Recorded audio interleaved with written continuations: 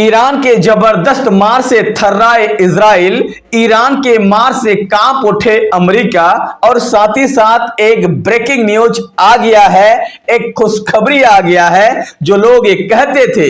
कि Britain America के साथ देंगे, ब्रिटेन इजराइल के साथ देंगे, आज उसने खुलेआम ऐलान कर दिया है कि हम इस जंग में अमेरिका के साथ और इजराइल के साथ नहीं है और ना ही हमारा कोई इससे लेना देना है। मतलब आप समझ सकते हैं, ईरान के मार से सिर्फ अमेरिका नहीं, ईरान के मार से सिर्फ इजराइल नहीं बल्कि पूरी दुनिया थर्रा गए हैं, यहां तक कि ब्रिटेन कांप उठे हैं। आपको पता होगा ब्रिटेन के एक एयरबेस जो अमेरिका बार बार मांग रहे थे, भीख मांग रहे थे कि हम जो है गल्फ में बिल्कुल अच्छी स्थिति में नहीं है, आप एक जो है साइप्रस का, मतलब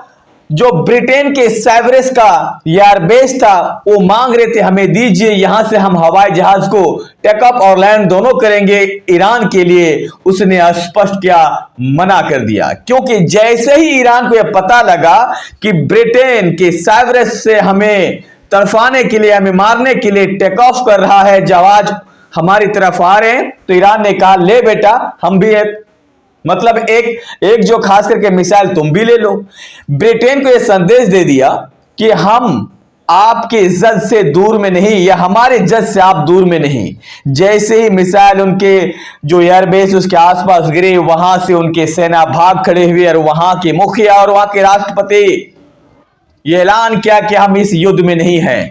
इससे साबित होता है कि अमेरिका बिल्कुल बैकफुट पर है, इजराइल बिल्कुल बैकफुट पर है। यह जो मुस्लिम कंट्री है इनकी दबाव है और इन मुस्लिम कंट्री ने जो गलती की है उस गलती का प्रायश्चित कर रहे हैं और अमेरिका को मना रहे हैं कि बख्श दीजिए हमें, युद्ध रोकिए, नहीं तो हम बर्बाद हो जाएंगे। क्योंकि ईरान ने स्पष्ट किया था पहले ही